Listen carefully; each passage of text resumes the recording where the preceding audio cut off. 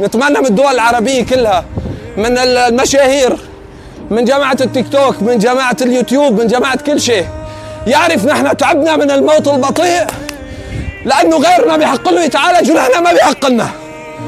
بس هيك.